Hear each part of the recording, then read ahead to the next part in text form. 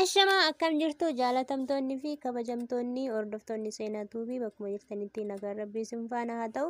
Hadda viidiyoo biraatiin walitti deebinee jirra. Viidiyoon hadda qabadhee isinii deebi'e viidiyoo addaati jechuudha. Mudannoo obboleettii teenya irra gahee isiniif qoodufani jechuudha. Akka isheen na biraan geessetti obboleettiin teenya tun kan jiraattu biyya Saudii Arabiyaa keessa yeroo ta'u, maqaa ishee kana nani himuu hin barbaanne, akkasuma sooshaal miidiyaan illee suuraa fi sagalee ishee illee dhaga'uu kan hin barbaanne jechuudha. Obboleettiin teenya tun erga biyya Itoophiyaa keessa baatee biyya Saudi Arabiyaa seentee waggaa 7ffaan ishii barana jechuudha. Maarree obboleettii teenya tanarraa rakkootu gahee, rakkoon ishiin hin yaadne ishiin hin beekne tasa kan itti seentedha jechuudha. Isa haga dhumaattiin isin biraan gahaa, haga dhuma viidiyoo kanatti na hordofaan isiniin jedha. Warri chaayinaalii kanaaf haarawaa taatan immoo sabiskiraayib gochuudhaan gara maatii kiyyaatti dabalaman isiniin jedha. Yoo jaalattan immoo laayik sheer gochuudhaan hiriyoottan teessan biraan illee gahuu hin dagatinaan isiniin jedha. Haga dhumaatti hordofaatii yaada qabdan immoo qoodafiin isiniin jedha. Maaliif yaada keessan barbaadde waan ta'eef yaada keessan akka qoodaniif isiniin gaafadha jechuudha.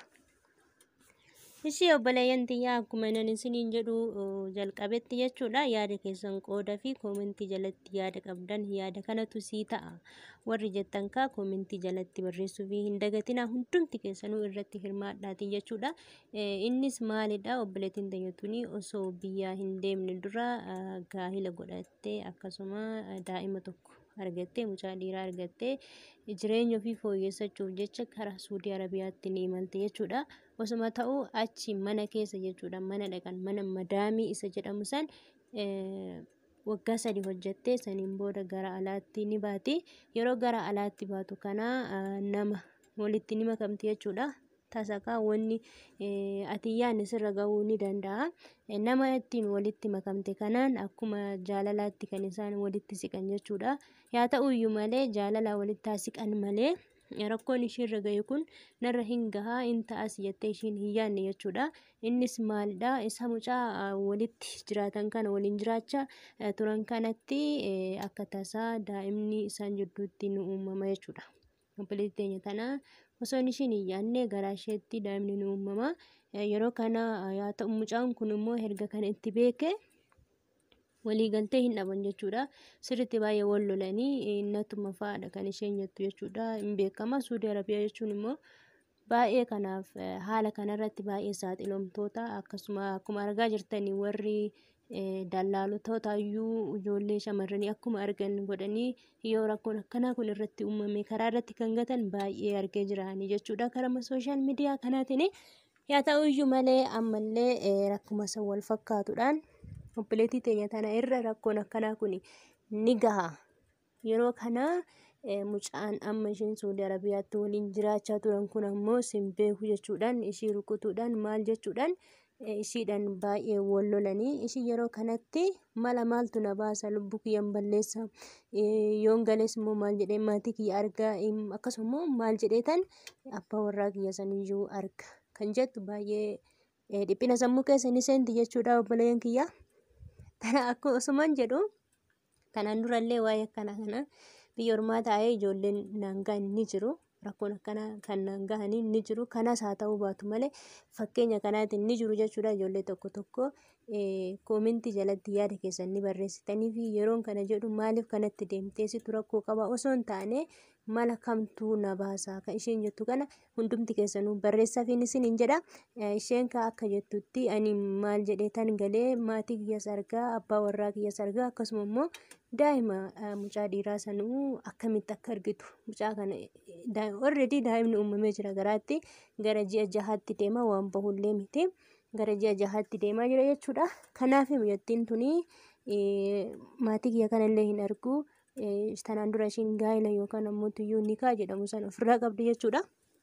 Kun immoo ulfaataadha jechuudha. Keessattuu warri musliimaa kanarratti baay'ee ni guddisu jechuudha. Ulfaataadha, nikaa jechuun ulfaataadha jechuudha.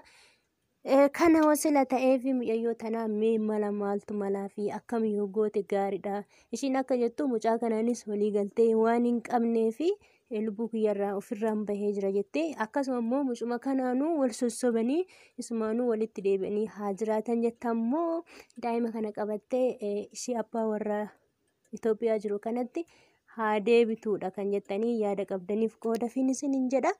Egaa waan akkanaa kuni osoo hin beekne kasi mudatu jechuun seentee jaalala mucaa kanaa waliin seenanii daa'imni kun immoo hin uumama jettee ishiin hin yaadne jechuudha. Ishii bichaa miti mucaanis hin yaadne waan ta'eef yoo kun uumamee argamu immoo mucaan jibbee hin rukutaa maaliin jedhaa hin rabsa. Kana waliigalteen isaan lamaanii jidduudhaan ni dhabame jechuudha. Obboleeyyan kiyyaa yaada qabdan as komentii jalatti barreessuu fi hin dagatinaan isiniin jedha. Viidiyoo biraatiin immoo walitti deebina. Agarsiistuu turtii gaarii isiniin jedha. Mucayyoon tun wanni ishiin isin biraan geessee fi muyni tokko hin aara malee hin baba'u akka jedhamu san jechuudha. Ishiin sammuu ofiitiin of mari'achiistee homaa gochuu hin dandeenye. Kan ishiin keessaa filattee namni sinatti kolfaa namnis maannaan jedha. Ani lubbuu kiyyaan balleessaa daa'ima kan wajjin kan jedhudha kan ishiin filatte yeroo kanatti jechuudha. Kanaaf obboleeyyan kiyya biraan naan gahi waan ishiin naan jetteef maqaa himachuu hin barbaanne akkasuma immoo sagalee ishiillee sooshaal miidiyaa irratti baasuu waan hin barbaannee fi anuu fi kiyyaan isin biraan gahi jechuudha. Dhimma obboleettii teenyaa tana hundumti keessanuu irratti hirmaadhaatii fi yaada qabdan as komentii jalatti barreessaa isin jedha. Galatoomaa.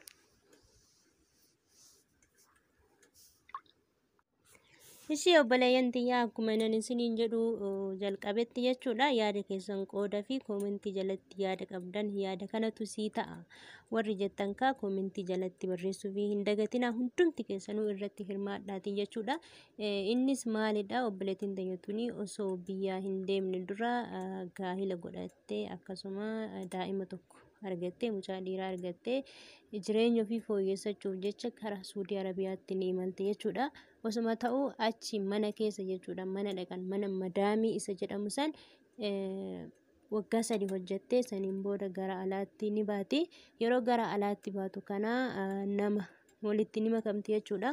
Tasakaa wanni ati yaadne sirra gahuu ni danda'a.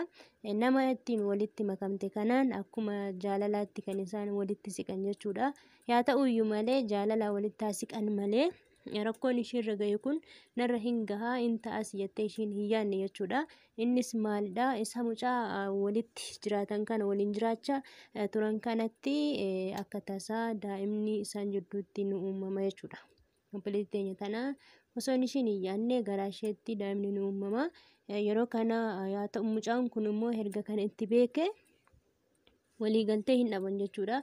Sirriitti baay'ee wal lolanii innatuma fa'aadha kan isheen jettu jechuudha. Hin beekama. Suudii Arabiyaa jechuun immoo baay'ee kanaaf haala kanarratti baay'ee saaxilamtoota akkasuma akkuma argaa jirtanii warri dallaaltoota iyyuu ijoollee shamarranii akkuma argan godhanii yoo rakkoon akkanaa kun irratti uumame karaa irratti kan gatan baay'ee argee jiranii jechuudha. Karaa sooshaal miidiyaa kanaatiin yaa ta'u iyyuu malee ammallee rakkuma san wal fakkaatuudhaan obboleettii teenya tana irra rakkoon akkanaa kun ni gaha.